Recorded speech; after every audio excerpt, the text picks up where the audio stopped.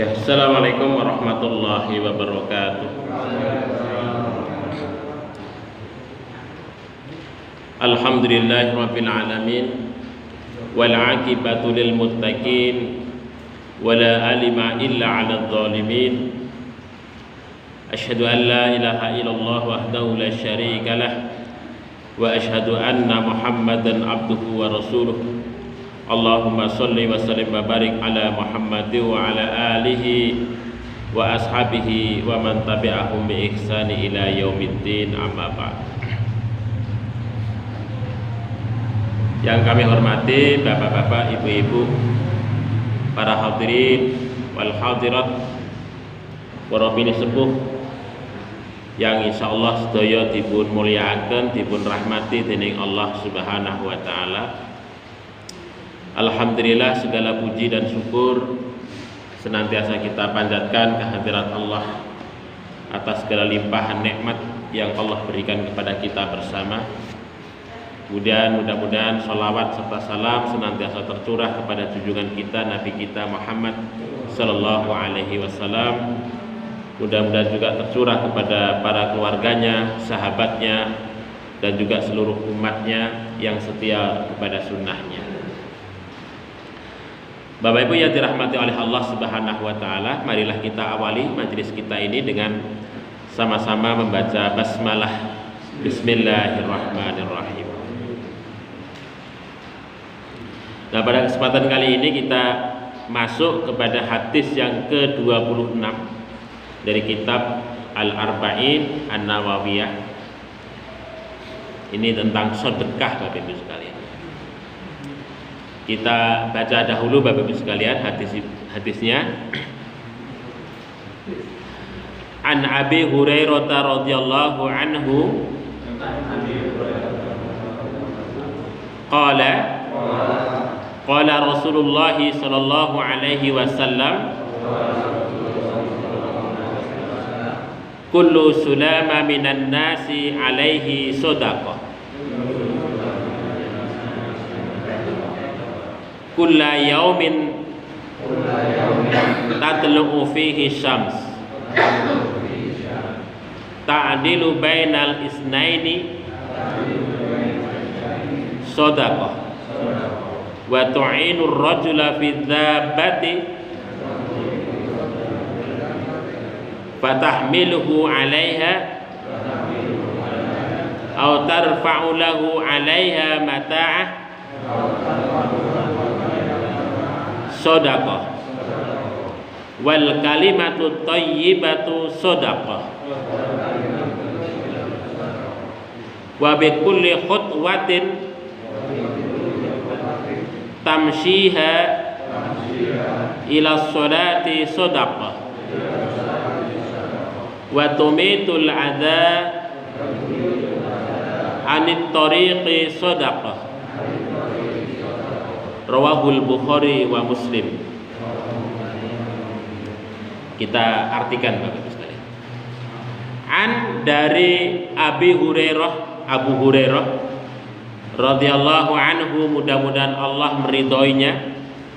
Qala, dia berkata, qala Rasul sallallahu alaihi wasallam, Rasulullah sallallahu alaihi wasallam bersabda, kullu tiap-tiap sulama sendi minan nasi dari manusia itu alaihi wajib baginya sedekah, untuk memberikan sedekah.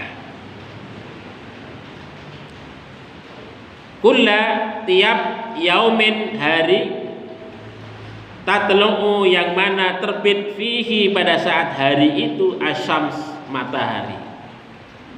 Jadi selama masih terbit matahari. Ta'dilu yaitu kamu berbuat adil, bainal isnaini di antara dua orang, sedekah itu juga sedekah.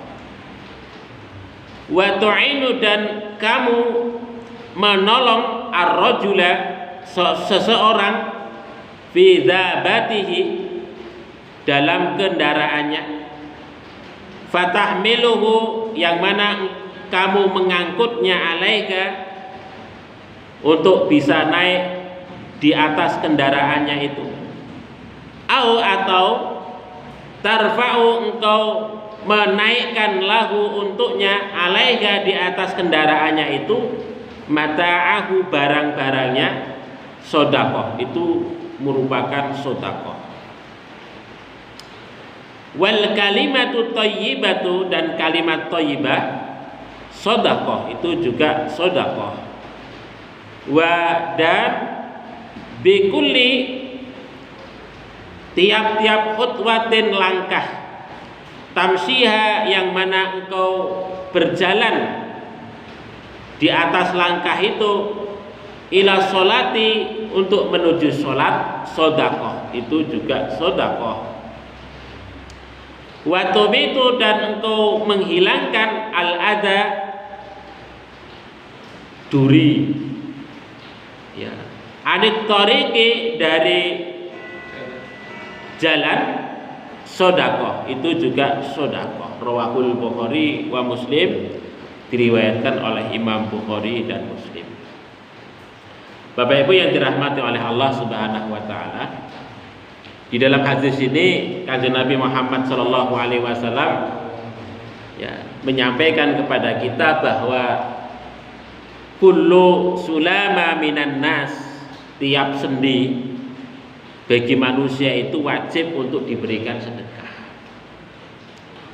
Bapak Ibu yang dirahmati Allah, jadi kita menikah sebagai manusia sempurna terbentuk itu karena dari struktur rangka, yang mana struktur rangka itu dihubungkan dengan sendi-sendi, ya, sehingga kita bisa berdiri kokoh, bisa bisa bergerak ke sana kemari, ya, bisa lentur tubuh kita untuk bisa bekerja di mana-mana begitu.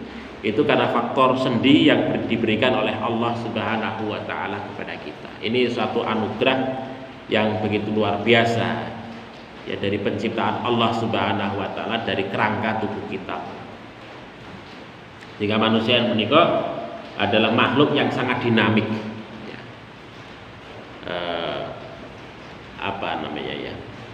Ergonomik, dalam bahasa lain ergonomik. Jadi gerakannya itu bisa simple, bisa sangat dinamik begitu karena faktor persendian yang dimiliki oleh manusia. Nah ini.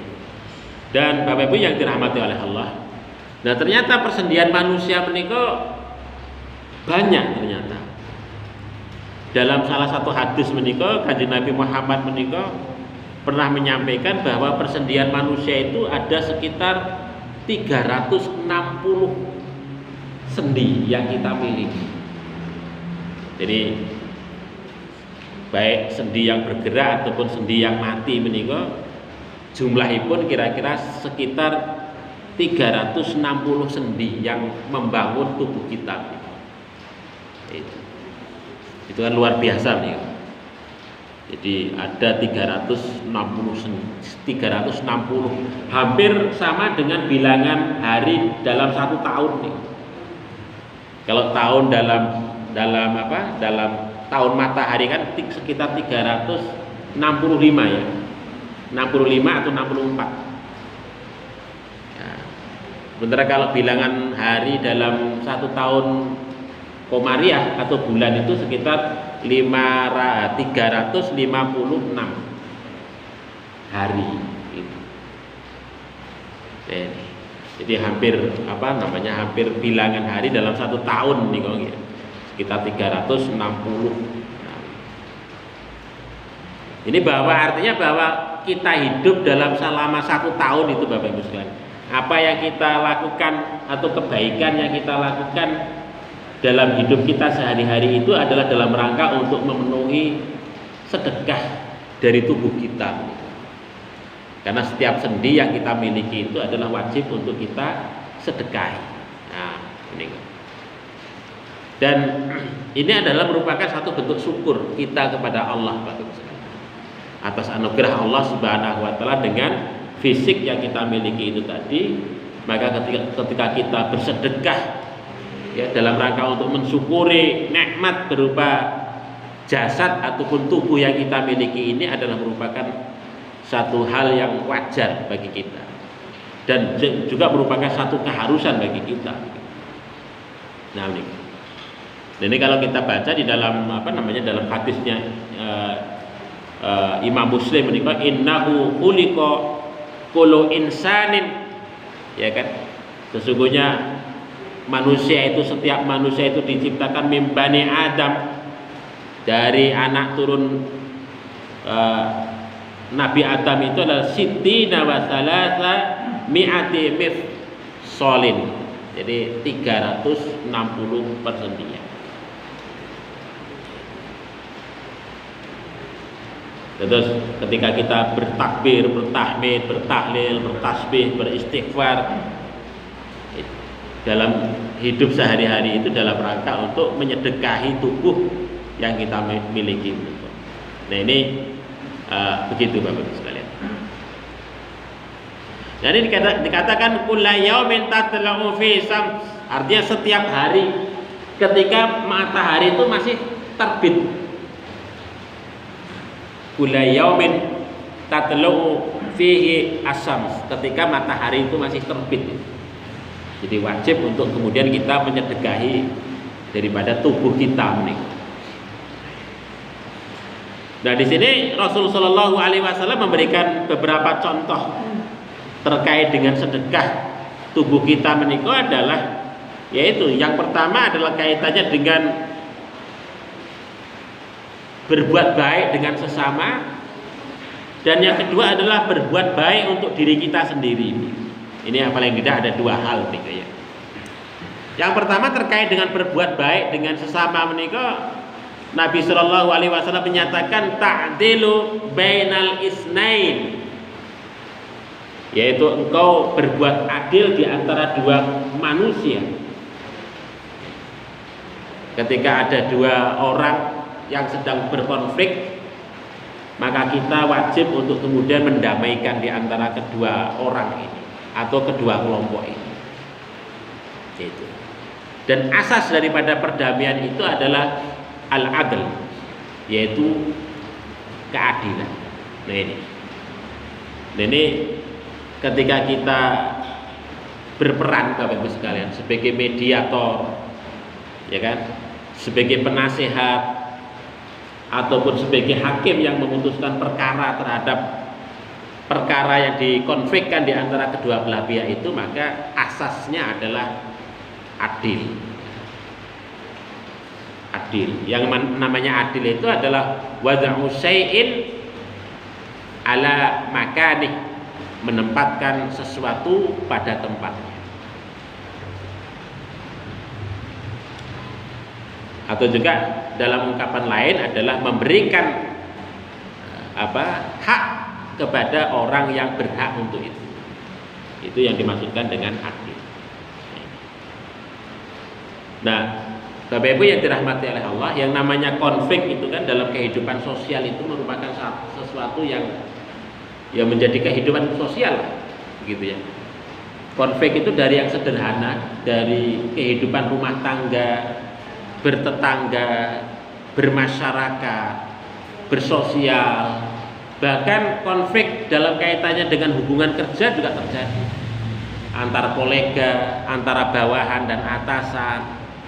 Ya, mungkin kalau dalam konteks hubungan pemerintah dan rakyat dengan pemerintah itu senantiasa terjadi konflik. Nah, disinilah peran bagi kita, ya, bagi kaum muslimin untuk kemudian bisa untuk memposisikan diri sebagai orang yang bisa menengahi konflik yang terjadi, karena itu merupakan satu kewajiban atau wajib kifayah. Kalau kita baca di dalam surat Al-Hujurat umpamanya, itu kan sangat jelas. Innamal mu'minuna ikhwah. Sesungguhnya kaum mukmin itu adalah ikhwah, bersaudara, fa aslihu, maka damaikanlah baina akhwaikum, di antara dua saudara kalian itu. Fa aslihu itu kan bentuknya fiilnya fiil amr.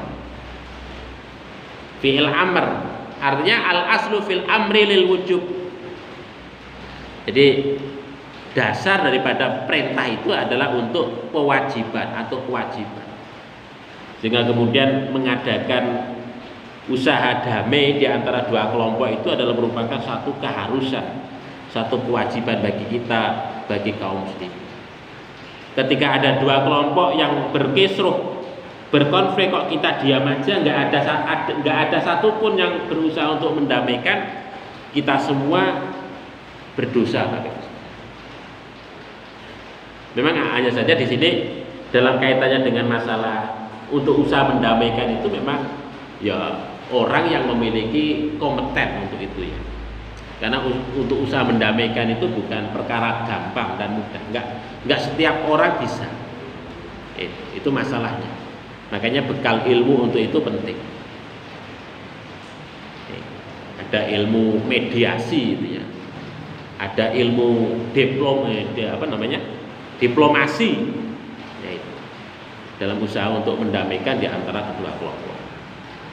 Ini harus ada di antara umat Islam itu yang orang-orang yang memiliki keterampilan dalam rangka untuk mendamaikan di antara dua kelompok itu. Kalau dibiarkan akan terjadi nggak baik.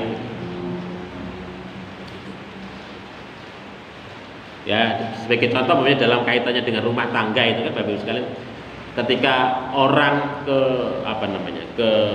pengadilan itu kan wajib seorang hakim itu sebelum memutuskan atau memeriksa perkara itu adalah wajib untuk kemudian mendamaikan. Yang ditawarkan pertama kali itu damai. Ya. Makanya yang namanya talak karena faktor konflik dibawa ke pengadilan itu, maka biasanya usaha untuk talak itu agak lama karena memang asasnya itu adalah dipersulit. Ya kan? Jadi kalau talak menikah asasipun dipersulit, dingel-ngel. Supaya apa? Supaya tidak terjadi cerai. Diusahakan untuk damai. Setiap kali sidang ditawarkan damai.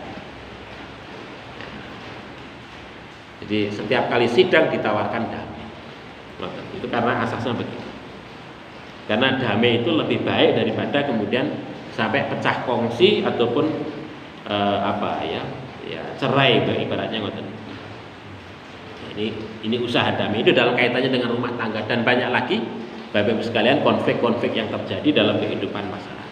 Nah, itu kalau tidak ada orang-orang yang berperan untuk usaha mendamaikan itu, maka kehidupan sosial akan bermasalah.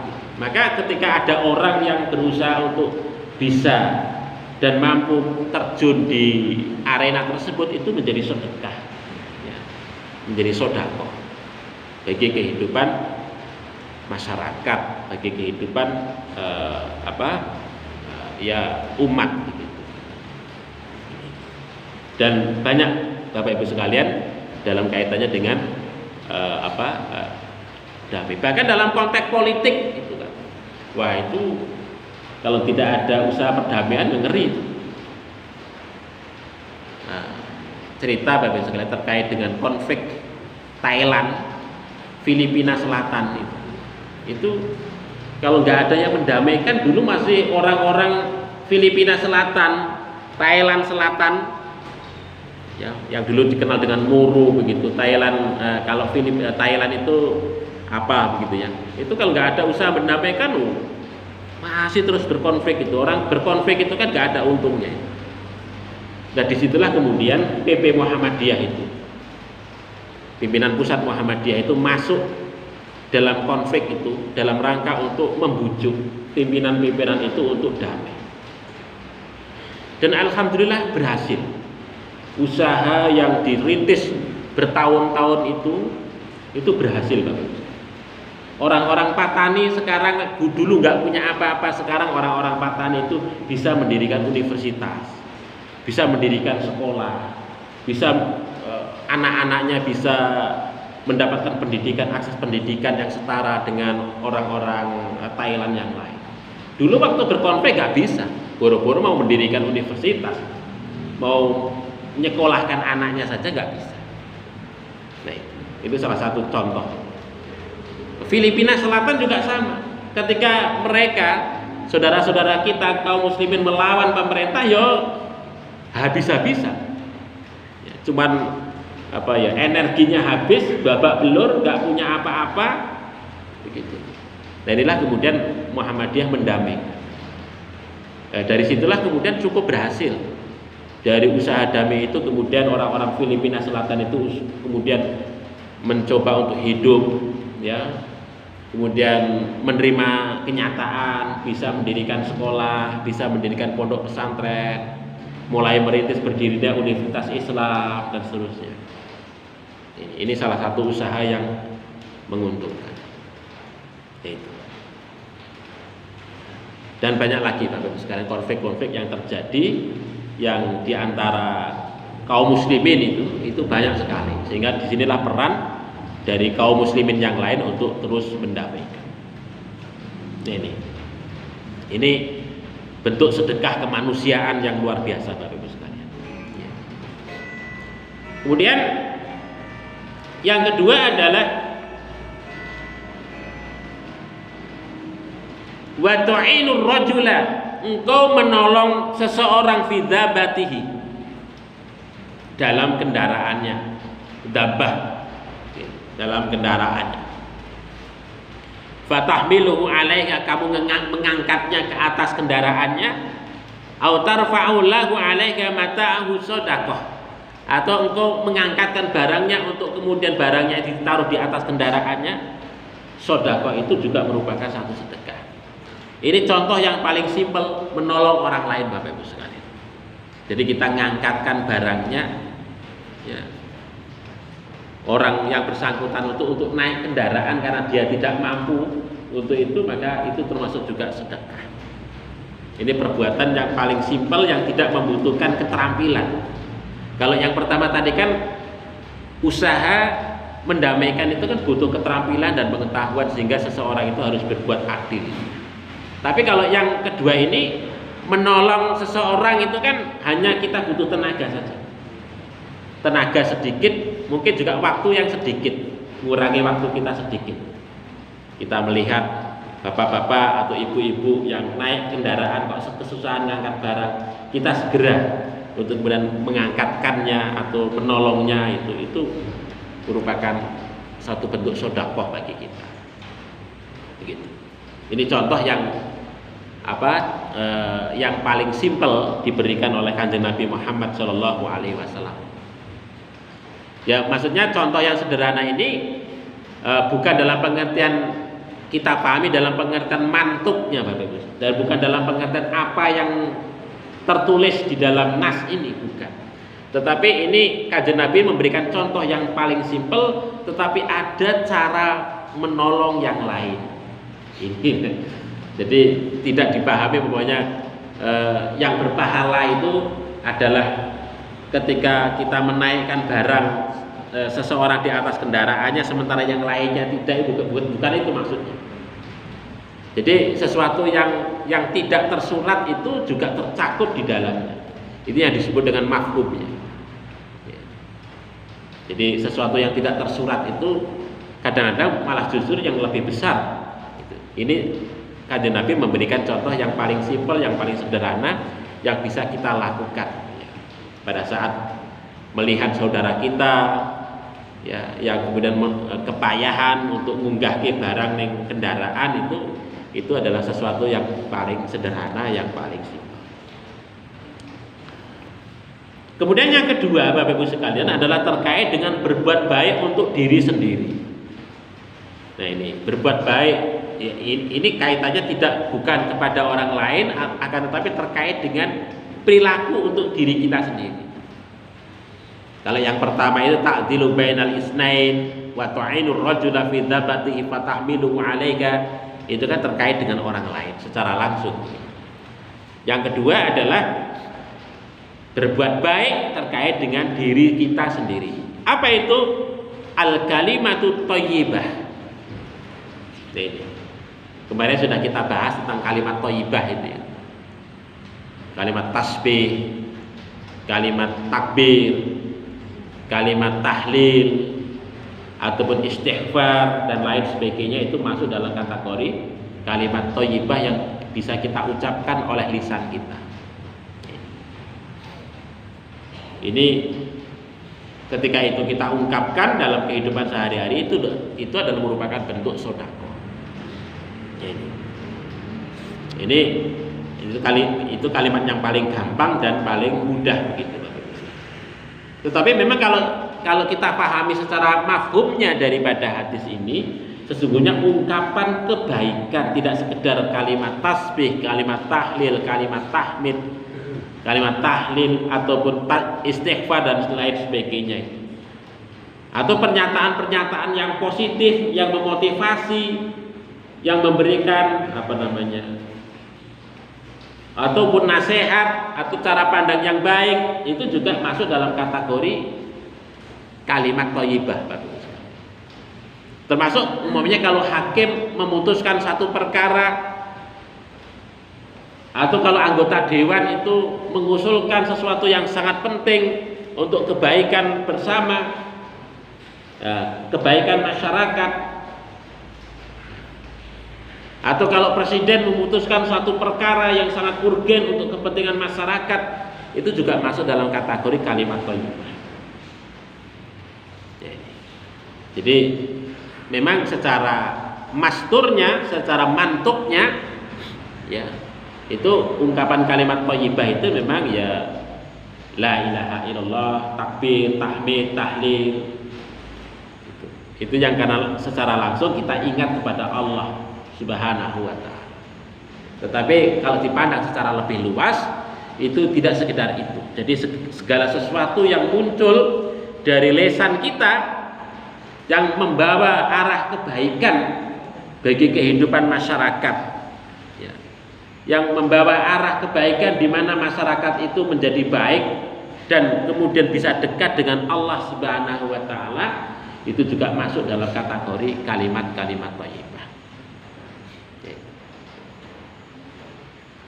Nah, jadi memang cakupannya sangat luas sekali Bapak Ibu sekalian, ya, sangat luas sekali.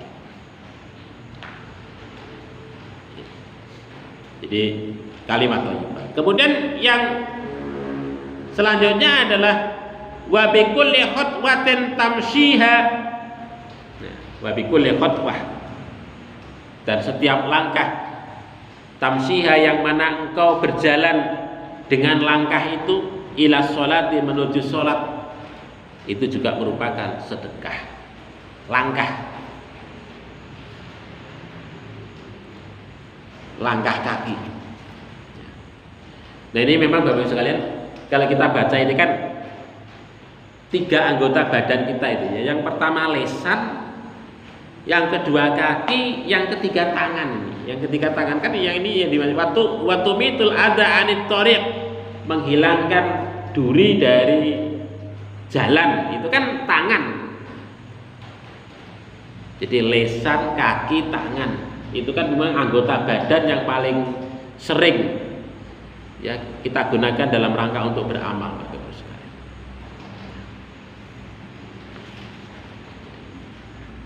Jadi kalimat thayyibah itu muncul karena faktor lisan yang kita miliki, ya kan? Faktor lisan yang kita miliki. Makanya menjaga lisan itu adalah bagi orang muslim menjadi penting, Bapak Ibu sekalian. Maka di dalam dalam salah satu hadis ya, apabila tidak bisa berkata baik maka lebih baik diam. Ya itu. Apabila seseorang yang tidak bisa berkata baik maka lebih baik diam. Itu salah satu karena apa? Karena lisan itu bagi kita, bagi orang-orang mukmin ini sangat penting sekali, karena bisa meluncur dari lisan itu kalimat-kalimat thayyibah, tapi juga sebaliknya dari lisan itu juga akan muncul kalimat-kalimat yang sayyi'ah, kalimat-kalimat yang buruk. Nah, ini lisan disebutkan demikian itu Bapak Ibu sekalian. Nah, yang kedua adalah kaki melangkah, itu kan menunjukkan kepada keberpihakan kita kepada perbuatan baik, kecenderungan kita untuk berbuat baik. Kaki ini akan melangkah menuju kebaikan karena kita memiliki kecenderungan baik. Tidak mungkin kaki ini akan melangkah ke perbuatan maksiat sementara hati kita itu pengen berbuat baik, kan nggak mungkin. Kaki kita itu akan melangkah menuju kemaksiatan karena apa? Karena hati kita itu ada kecenderungan untuk sana. Tapi sebaliknya, kalau hati kita berkecenderungan untuk taat kepada Allah Subhanahu wa taala, maka kaki kita itu juga akan melangkah menuju ketaatan kita kepada Allah Subhanahu wa taala. Jadi kaki yang kita miliki ini juga menjadi sedekah bagi kita Bapak Ibu sekalian, ketika kaki ini senantiasa melangkah kepada perbuatan-perbuatan baik dan akan menjadi saksi kebaikan bagi kita. Nah itu, karena dalam salah satu ayat di dalam ayat Al-Quran menunjukkan disebutkan ya, al-yauma nahtimu ala afwahihim wa tukallimuna aydihim, gitu kan. Jadi ketika dikunci mulut manusia itu, besok pada saat di yaumul qiyamah, mulut manusia menika yang bukan memberikan kesaksian ngoceh, bukan, tetapi yang memberikan kesaksian itu tangan kita, kaki kita, seluruh anggota badan kita menika akan memberikan kesaksian terhadap apa yang pernah kita lakukan. Nah, termasuk kaki kita melangkah ke ke tempat-tempat yang baik menika, itu juga akan menjadi saksi bagi kita. Ketika kaki kita sering kita gunakan melangkah menuju masjid, melangkah menuju pengajian, majelis-majelis pengajian, melangkah menuju segala kebaikan, itu akan menjadi saksi kita pada saat di yaumul qiyamah. Itu termasuk dalam kategori sedekah, ya, sedekah untuk diri kita itu tadi, menyedekahi diri kita.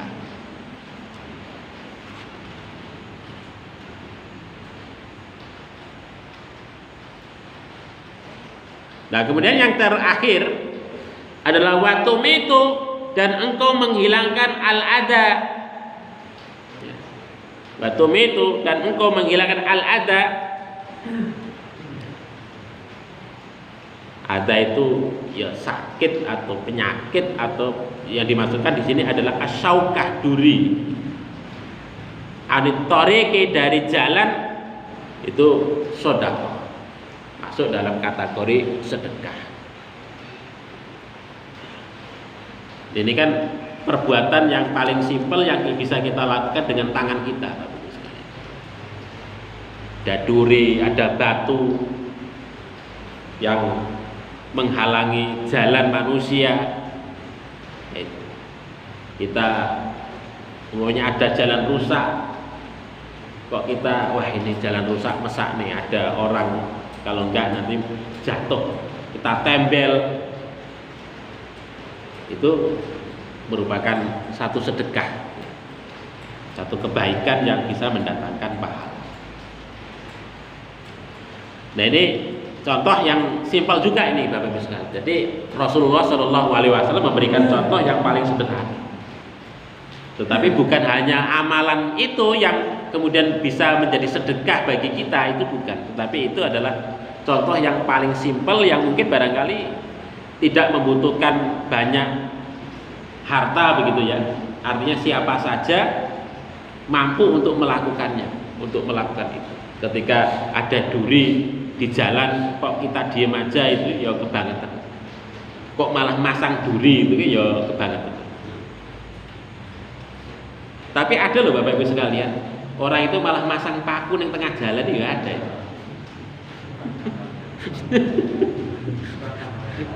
Saya gila gumun itu ya, masang paku. Tahu-tahunya di depannya itu ada tambal ban ya. pasang paku itu dari 200 meter atau 300 meter dipasang paku, ternyata kempes betul itu. Di sana kok sudah ada tambal ban. Sengaja itu.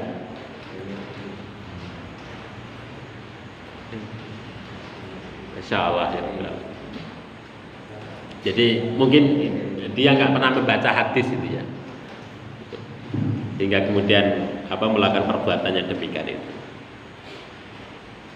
Nah inilah Bapak Ibu sekalian, terus perbuatan yang kecil itu sangat berharga, dihargai betul oleh Allah Subhanahu wa Ta'ala. Jadi segala sesuatu kebaikan yang kita lakukan itu dinilai oleh Allah Subhanahu wa Ta'ala.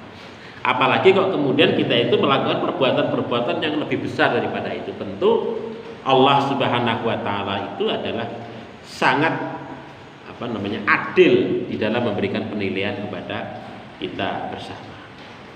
Bapak Ibu yang dirahmati oleh Allah Subhanahu wa Ta'ala. Nah, terus hadis ini Bapak Ibu sekalian memberikan satu penegasan kepada kita bahwa kita sebagai seorang muslim itu wajib mensyukuri terhadap segala nikmat yang Allah anugerahkan kepada kita dalam bentuk fisik menikah. Setiap sendi yang kita miliki wajib untuk kita sedekahi. Itu dalam bentuk syukur kita kepada Allah Subhanahu wa Ta'ala. Ya. Ini apa saja bisa kita lakukan Bapak Ibu. Ya, selama itu baik dalam rangka untuk menyedekahi diri kita di hadapan Allah Subhanahu wa Ta'ala.